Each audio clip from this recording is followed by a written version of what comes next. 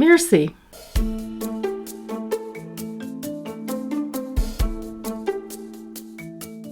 No one's going to stab you through the screen, right? No one's going to hurt you that way. You're probably not going to be homeless. You're probably going to survive whatever people throw at you. We just need to not let it activate us so much. We need to be okay with dancing with the fear a little bit. Hi, I'm Dr. Irena O'Brien, and you're listening to Neuroscience of Coaching. I'm a cognitive neuroscientist with almost 30 years of study and practice in psychology and neuroscience. And as the founder of the Neuroscience School, I teach coaches and other wellness professionals practical, evidence-based strategies to use in their own practices. In each episode, I invite a seasoned coach to discuss a topic that clients struggle with. And together, we provide you with science-based tools to help your clients reach their goals by working with their brains to create results that last. Today, we're going to talk about a topic that most of us have experienced to some degree: performance anxiety. You know the drill. You have to give a speech or presentation and your heart starts to race. You may feel sweaty or dizzy, your hands shake and your voice quavers. Your stomach may be upset and you may have intrusive thoughts. These symptoms are a result of the fight or flight response, a rush of adrenaline that prepares you for danger. That fight or flight response is very important when we're facing a real danger, like getting out of the path of a car. But it makes it very hard to do well during a presentation. And in the future, that stress response you have today may cause you to avoid all situations in which you have to speak in public. If you're a regular listener, you may know where I'm going next. Yes, this is the predictive brain at work. The brain's foundational purpose is to ensure we grow, survive, and reproduce. And to do that, the brain anticipates the body's needs based on previous experiences and prepares to meet them. Every moment, memory, and experience we have shapes the architecture of our brain.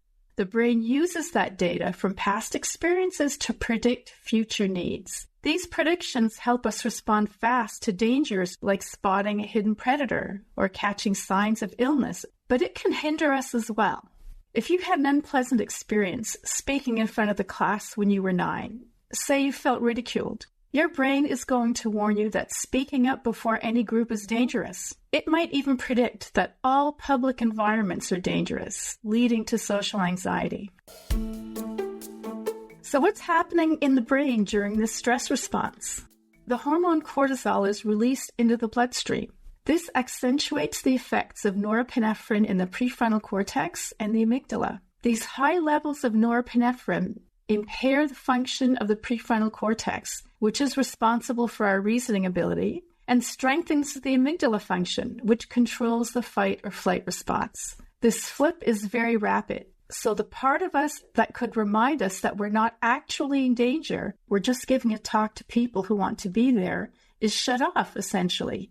Meanwhile, the amygdala is screaming at us to respond as though we're in imminent and serious danger.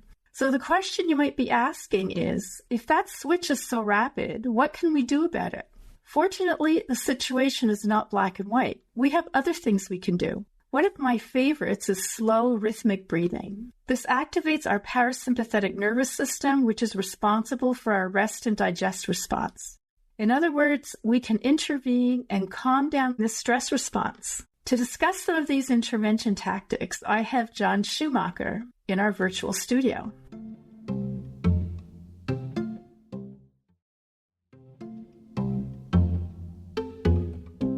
Jon Schumacher helps people optimize and create high-converting webinars.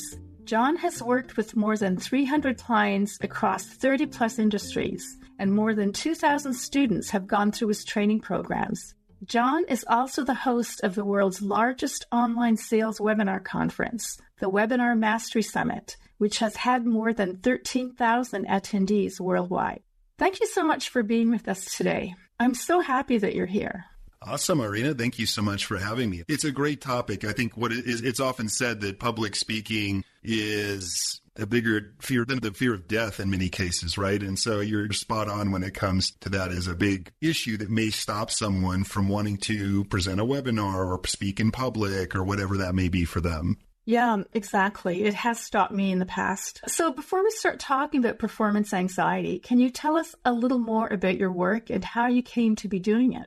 Yeah, so I've been doing webinar related stuff, sales presentations, speaking presentations now for well over a decade. I started in healthcare, actually. My background was as a physical therapist. That was my practice for a number of years. I started posting content on a channel called YouTube back when that was brand new. And I was one of the first therapists to start posting content online. I pivoted to podcasting and then into webinars shortly after that, and really fell in love with marketing in general. And after doing that on the side for a few years, I left my career as a physical therapist and went full-time into marketing. And I've been doing that now for over 10 years, specifically around webinars. And I could tell you, I was nervous for about 2 weeks before my first webinar. So I can definitely relate to today's topic. I was not a natural, comfortable speaker or salesperson either. I was more of a sciencey person in that respect as well. So I've had to really overcome and work with fear in order to get better at this stuff. So that was a real big switch for you. Very big switch. I went from studying in the library and learning about the human body to getting and speaking in front of people and learning how to articulate myself better. And I went to Toastmasters trainings and did a lot of video and mentorship work and all that kind of stuff. And over time, I think I do a pretty good job now of presenting and speaking in public. And yeah, but I was not natural. I was not a natural salesperson. I was not a natural marketer. I was not a natural speaker. It took some work for me. I'm still not natural. Well, we double down on who we are. Sometimes there's ways to enhance who we are, right? And you're not necessarily going to be Billy Mays, the pitch man or whatever, but you're going to be more of Irena in how you can bring out your dry humor or your personality or your this and that, right? So I'm happy to dig into that a little more if we want. Yeah, exactly. One of the things, right, that made a difference for me is just accepting that I didn't have to be perfect, right? I have a lot of disfluencies, so I do a lot of ums and ahs and things like that. And it doesn't matter in the end because people come to your webinar because they want to hear what you have to say. Yeah, exactly. I mean, there's a real tendency to need to be perfect or feel that way right out the gate. I always like to remind some of my students, no one's going to reach through the computer screen and stab you, right? You're going to live. You're going to be okay. As the saying goes, every master was once a disaster, right? Most of us don't come out of the womb knowing how to present or how to do all this stuff. And so it's natural to have some discomfort and fear as a human being because you're doing something new. You're doing something that stretches you. Yeah, our model tends to be now TED Talks, and people want to perform as well as TED Talk speakers perform. Mm-hmm. But they go through a lot of practice to get to that point. Yes. Where they can be completely fluent without having any disfluencies. So I have a story. When I was working on my PhD, there was Oliver Sacks. He was a famous neurologist who collected unusual neurological studies, and he wrote a number of books. One is The Man Who Mistook His Wife for a Hat. He's very well known in the field. He passed away a few years ago. But I heard him speak in Montreal, so obviously a highly intelligent, educated man. The number of disfluencies, the ums and ahs that he had throughout his talk really put my mind at ease about my ums and ahs, right? Because it didn't matter. Mm-hmm. We were there to listen to what he had to say. Right. Not how he said it. Right. If you're someone who has something good to say, people will often forgive you as to how you say it. People are often very forgiving of live video, webinars, speeches. They're less forgiving of the written word, right? But they're more forgiving at consuming a message via the vocal variety, right? Either audio, video in particular, live webinars in particular. I've found that people are a little more forgiving. If you have a few ahs and ums, it's not like it's a edited to the gills presentation. And sometimes people will relate more to you as a real person too. So it's not like you have to be this perfect robot of a speaker to really get your message across and get people to resonate with you and build trust with you and build connection to you. And I'd like to touch on the word practice as well, though, at some point in the discussion. I think that's an important word you brought up. Well, I think that's a good place to go next, because you did mention that you wanted to bring up some ways that you help people to overcome their performance anxiety. Yeah, so I'll talk about one pragmatic way of doing it. And there are a few techniques that I can also share that I find have helped me and have helped other people. So the first thing I'd like to mention is the word practice. And I'd like to shift people's barometer, if that's the right word, on that topic when it comes to business, life, or presentations in general. I think the saying is 80% is showing up. That's what people used to say, something like that. Well, I think it's showing up prepared. One of the biggest things I want people to do is to practice a little bit more before you give your talk, before you use the software you're going to use if you're going to do a webinar, for example. I always beat this into my students because a lot of them just think, they'll just flip it on and go do it. And look, there's a certain level of perfectionism you don't want to get to, but on the other end of that spectrum is I'm just going to shoot from the hip and wing it kind of thing. And I think that's also a recipe for increased fear and anxiety. Everybody has different levels of fear naturally. Some people are very comfortable and loosey-goosey. Other people have a lot more anxiety from their past or whatever, as you mentioned earlier. But I still think it's important to practice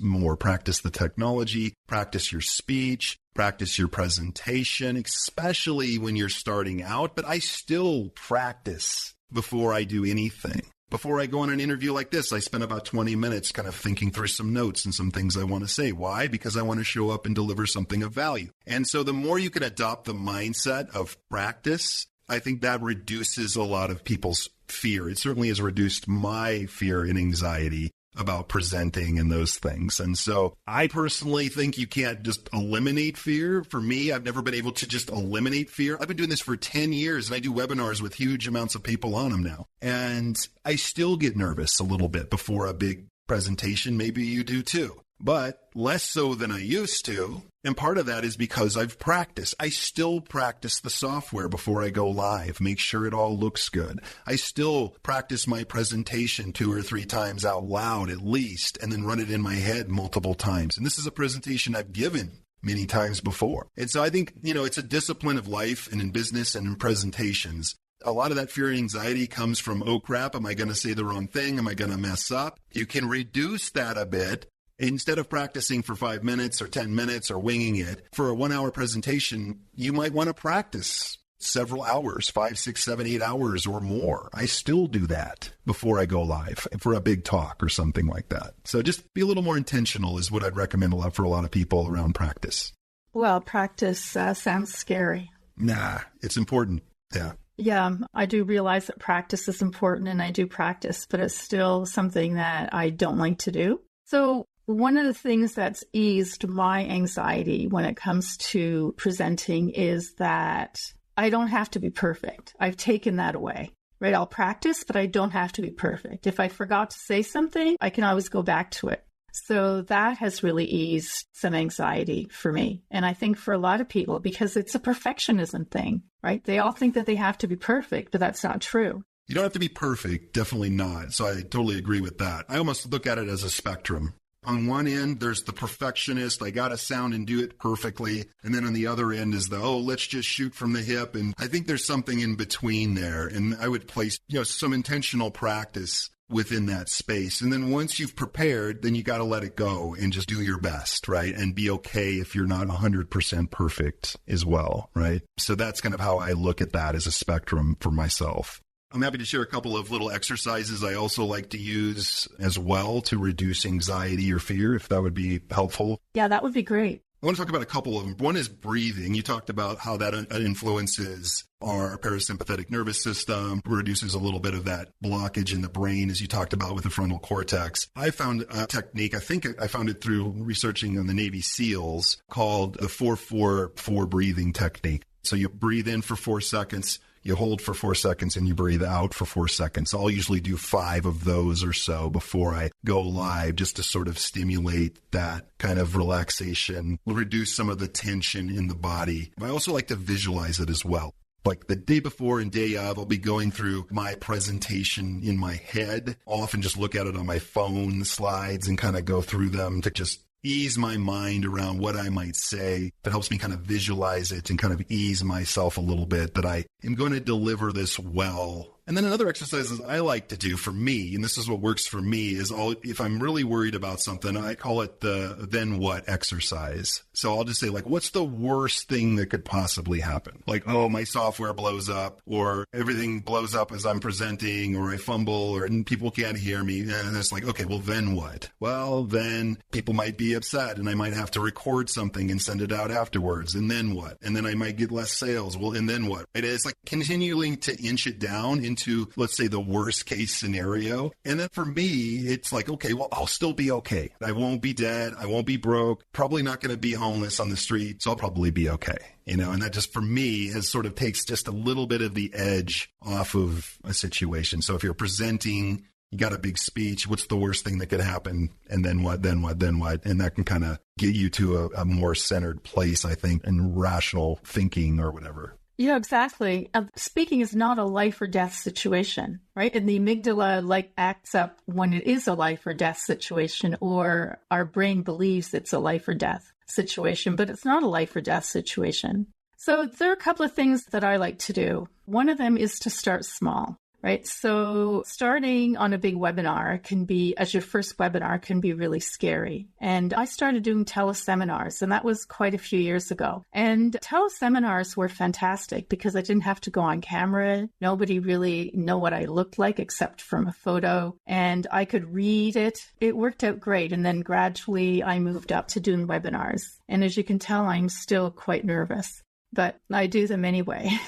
And the good news with a webinar, I tell some of my students ask me, like, do I have to be on camera? I said, not if you don't feel good about it, right? Like, you could just use slides too, and just use your voice. And if that makes you energetically feel better, then do that, right? If you like being on camera, then do that, at least for your first few, right? And you can always add it later. So I think people get worried, do I have to be on camera? Not necessarily. You don't have to deliver a good webinar. Yeah, there's more than one way to achieve your goals, right? You don't always have to do it the way that you think everybody else or that everybody needs to do it. Right. Another thing that I like to do is before I do a webinar or before I start speaking, I'll often go over some of my positive attributes. And a favorite thing of mine is to reread my testimonials because they make me feel fantastic. And I think it just sets me up for a more positive experience for me doing the webinar, and hopefully a more positive experience for my audience when I approach it with more confidence. So those are a couple more things that I like to do. Yeah. I mean, you want to be feeling relaxed. Like when I was in sports in college, I always performed my best when I was had a loose body, kind of had a positive mind. And so you want to try to get to that point before you do your speech or your webinar or your talk. You want to be feeling good going out there. At least I always want to. I always perform the best when I have that body feeling, right? Or that mindset of positive, loose, this is going to be okay. And for me, it's always been, and, athletics, it was a little different, but in presenting like a speech, or if I have give a presentation on stage or, on a webinar, for me, it's, okay, be prepared. I'm a big proponent of being prepared. If you're prepared, that's all you can do, right? It's a kind of an input-output thing. Like you can't always control the output, right? Of how things go. There's things that happen sometimes that are out of your control. But what I can control is my inputs. Right? It's very scientific. Input, output, assess, input, output, assess, right? It's like, okay, what's the inputs? Preparation, practice, making sure I'm taking care of my mind and body, make sure I'm getting enough water and sleep, and like that I feel good before my talk, so my brain functions as good as possible in the moment, kind of right before I go out there. Am I visualizing and sort of easing my body? And then you go out and you just put it all out there, and you don't over worry about every little word, as you say, or perfectionism. But I do think for me, that's been a big thing. You can't always control the outputs.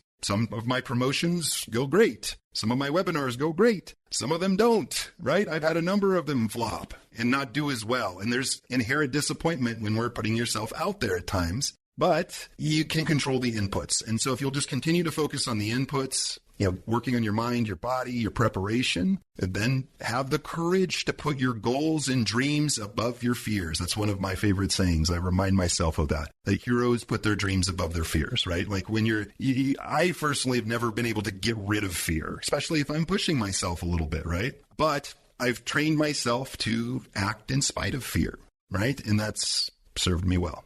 Well, actually, you really need to always live on the edge of fear, right? Because otherwise life shrinks, right? It only expands when we keep pushing ourselves. And I'm not talking about pushing ourselves in a way that is so far that's scary, but just a little bit at a time so that we're constantly evolving. I think people look at fear as the enemy or it's a bad thing, and that's not necessarily true. In fact, a lot of times it's where we need to sort of move towards. It's always where we need to move towards. Comfort is more of an enemy than fear in many cases, especially in business, especially when you're putting your message out there or you're putting yourself out there for others to see. I think fear, people see it as a negative. How do I eliminate it?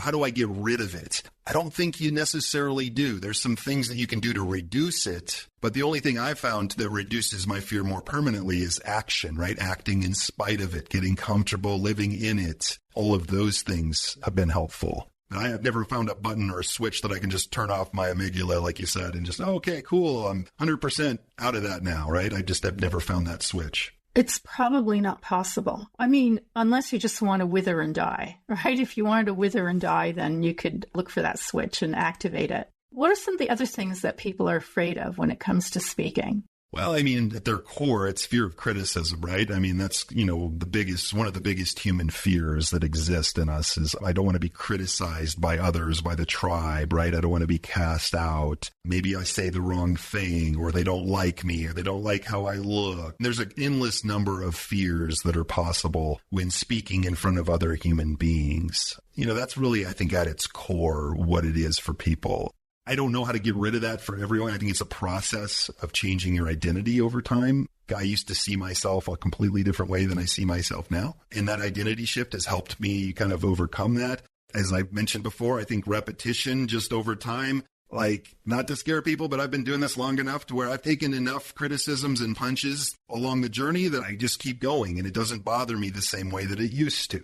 I used to take one punch, so to speak, metaphorically, and fall over and be taken out of the game for a while. Right now, I mean, I just have taken a lot more. It's kind of like the meme. I don't know if you've ever seen the meme of the wolf that was like the old me had one arrow in its back and it was lying over on the ground. And then the new me, after doing all this stuff, was a wolf that was still standing strong with multiple arrows in its back. And so I think that is exactly the message there. You always got some fears of what people are going to say about you. I'm not saying I'm immune to it or I don't care what people think.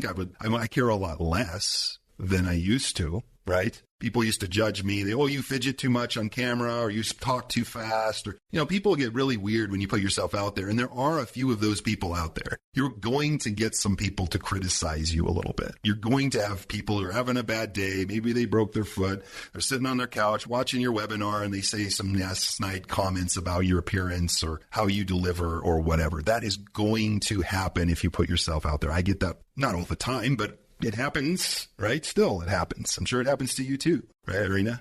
People, why do you stutter that way? Why do you speak that way? Why do you act that way? It's like, okay, well, you just got to move on. That's why, heroes put their dreams above their fears, right? You have a mission. I have a mission for our lives. And we've developed through repetition, through techniques as well, like how to act in spite of any potential fears or anxieties to move the mission forward. And that's part of strengthening yourself. That's part of shifting your identity, but that's part also for me, it's been part of just repetition of just keep going, keep going, keep going. It hasn't always been easy, but keep going. And no one's going to stab you through the screen, right? No one's going to hurt you that way. You're probably not going to be homeless. You're probably going to survive whatever people throw at you. We just need to not let it activate us so much. We need to be okay with dancing with the fear a little bit, dancing with the potential problems. Not everyone's going to love you. No, they don't. And that's just a fact. Oh, gosh. Even on a webinar, especially on a webinar, they'll see you, they'll hear you. They don't like it if you're making an offer in sales. I know you do that. I do that. It's like, why are you selling to me? There's all kinds of different people out there. So one, I think your dream or your mission needs to be big enough. That's one thing. Like for me, I've been through so many anxious up and down periods over the last decade plus. But my original why was very selfish. I wanted to quit my job and work for myself. Very selfish. And that was strong enough, though, to keep me moving, even if I had failures or even if things didn't work out. It's like, okay, I'm going to keep going. And that's what it is. Yeah. So the latest that I use actually to help get over some of the anxiety is the predictive brain. I mentioned it in the introduction, but the brain predicts everything that we do. and it predicts it quickly. And so it's based on past experience. So if you have a fear of public speaking, then that's the way your brain has been built. It's not your fault, right? It's just the way your brain has been built. But you can start changing that today so that tomorrow you're building a different experience of your brain. So in the future, hopefully it will get easier and easier. I mean, I remember a time not that long ago where I didn't even want to be on camera ever, right? And now I'll go on camera. And yeah, I'm a little nervous about being on camera, but it's not like it was before. What do you do before you go on camera? Like, what are some, you've mentioned breathing, you've mentioned a few other things, because you're very scientific, right? You have that background, not necessarily a marketer, seller, face of the brand sort of like person, right? That was something you had to grow into a bit. Exactly. What were some of the things you found helpful? And starting small was really big. Yeah, for me, starting with the teleseminars, accepting that my brain is going to do this. It's going to create that fear, but I can start changing that. And you don't have to take big steps, right? You only need to take small steps in the direction that you want to go. Right. And the other thing too is because I suffer from anxiety, and I often start my webinars with that I suffer from anxiety, and you'll see that I sometimes read my notes. Yeah. Is that okay with you? Right. Yeah. And people are very, on the most part, very generous. Yeah, no, a lot of times owning it is the best way to go, right? Like if you have, like one of my students in my program right now, she has a little bit of a stutter and she's like, what should I do? Am I, worried? I'm like, well, how bad do you stutter? Well, not that bad. Usually just when I'm nervous. I'm like, cool. Well, let's work on maybe, again, reducing some of the nervousness. Now, we're not going to get rid of it, but she doesn't stutter that bad. And it's just a little bit of practice, a little bit of like, maybe just owning it up front, as you said, like, hey, I tend to stutter just a touch at times. You'll have to forgive me, that kind of thing, as you said. As long as the message is good after that, people tend to be fairly forgiving of speech patterns during webinars, during live things, right? It's not like the written word or some kind of super edited podcast in people's ears, right? It's like you are there live delivering something to them. And so they're much more forgiving. You don't have to, as you've pointed out, be perfect. Yeah, that was the other thing that was helpful when I accepted that I didn't have to be perfect, right? And that I could go back and I could have, like just now, like I repeat non-content words. It's my speaking style. And even in conversation, I speak this way. Yeah. And just kind of double down on who you are. I mean, I've had a number of students or speakers. I was, Toastmasters and speaking competitions and then webinars. There were people that were not this animated person, right? Like I'm a little more animated. That's more my style. I have a lot of energy and a lot of pace to my talks and stuff. Whereas other folks might be a little more understated or a little more this and that. It's like, what can we do to not change who you are, but to enhance a little bit? Like, let's say you have a dry humor. Like dry humor for those folks worked really well. There were some people I'd work with that just added a little touch of dry humor. Like they didn't speak differently really or anything. And that really endeared people to that person, without changing them into some person they're not, right? Because the goal of a webinar is to do what, right? It's yes, to share some value. Yes, to make some sales if that's your goal. But it's also to build trust and connection in a one-to-many fashion, right? And I believe,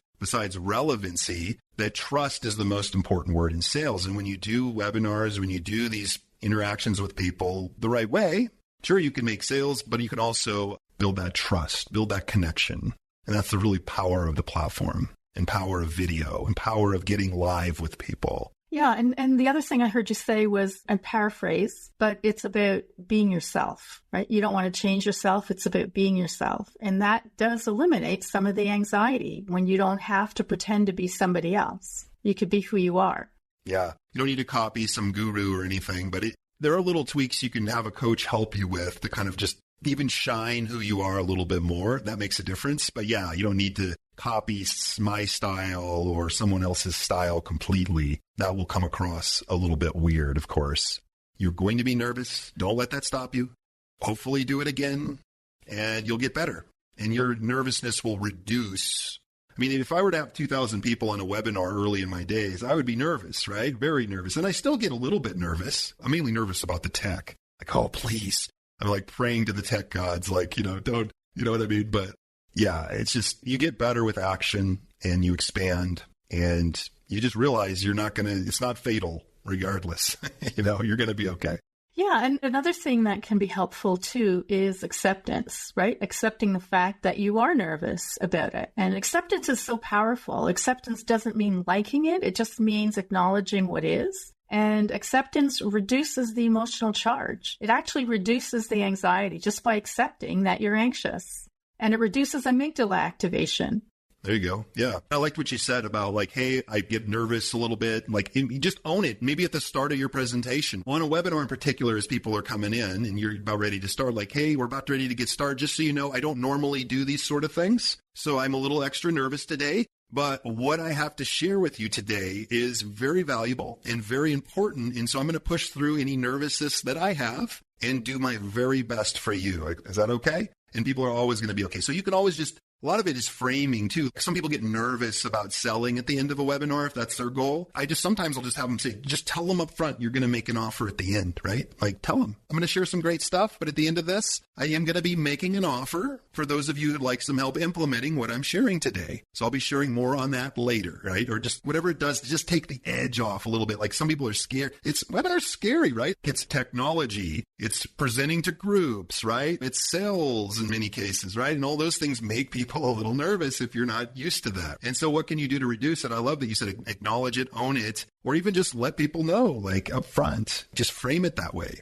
So finally, is there anything else you'd like to say to our listeners? Yeah, I think we've covered a whole lot of different topics and ideas here today. I think we've covered it pretty well. I think I would just leave them with a couple of takeaways, which might be that it's normal to have fear. It's not your enemy. You just need to learn to act in spite of it if your mission or goal is big and strong enough, right? So we talked about preparation. We've talked about breathing. We've talked about little mental exercises and stuff that can kind of prepare you to do it. But eventually you're just going to have to do it. And the only thing I've found that reduces fear is action, is doing the task over time. That has over time reduced the fear for me. So I would just say, have a big why, go for it. If it's an important mission to you, if it's something in your heart and your soul or whatever you want to say that is important to you, then be willing to act in spite of it and do the actions, do your best to prepare yourself and minimize it, but just go for it.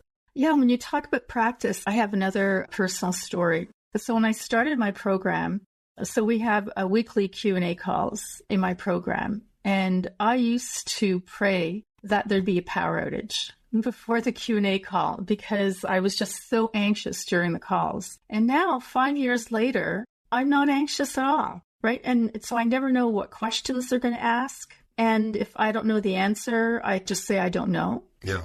Or I'll check it out and I'll get an answer for next week or what it is. But it's really amazing how you can grow just from practicing.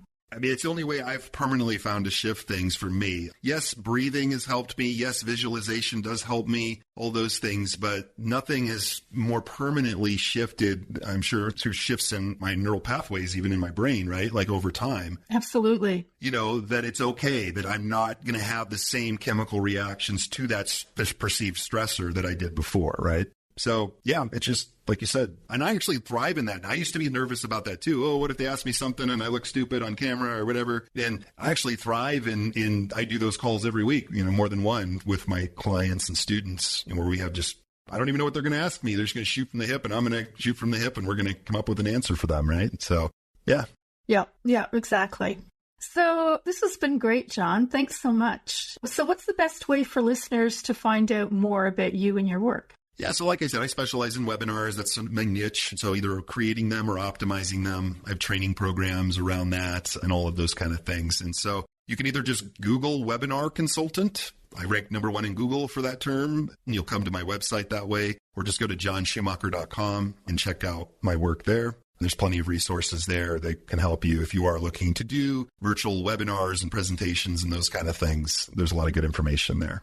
So my first name is Jon, Jon, and then Schumacher is Schumacher, like the race car guy. Hey, thank you so much. And Jon, this has been a really great conversation. Awesome. Thank you for having me. I appreciate it. Thank you all for listening. And remember that performance anxiety is just our predictive brain in action, and it's perfectly normal. The next time you have an upcoming speaking event, try some of the tactics that Jon and I discussed. Even something as simple as listing positive attributes before a public speaking event can significantly elevate your performance.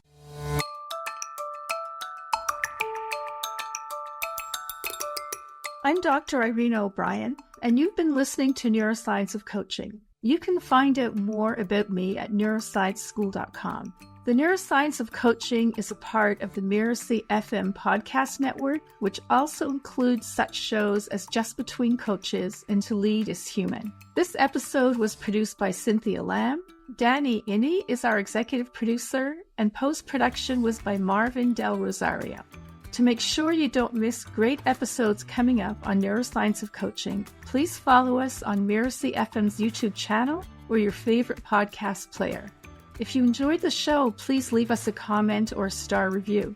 It's the best way to help us get these ideas out there to more people. Thanks, and we'll see you next time.